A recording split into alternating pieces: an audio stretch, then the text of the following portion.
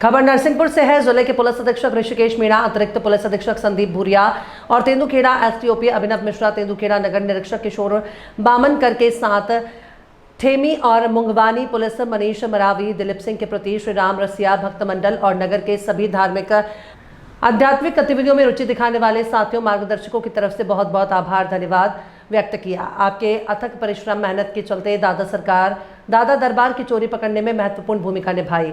संकट मोचन की छत्र छाया सदैव इसी तरह से बनी रहे और नरसिंहपुर पुलिस इस आपराधिक गतिविधियों में लगाम लगाने में सफलता अर्जित करे। पुलिस अधीक्षक नरसिंहपुर की रणनीति सराहनीय साबित हुई है। तमाम तकनीकी उपयोग के प्रयोग करते हुए वो सफलता हासिल की है जो संभव नहीं थी। इसलिए कहते हैं किसी भी कार्य को करने के दिल से इच्छा हो उसमें सफलता जरूर मिलती है। श्री नरसिंहपुर के एसपी ऋषिकेश मीणा जी ने कर दिखाया।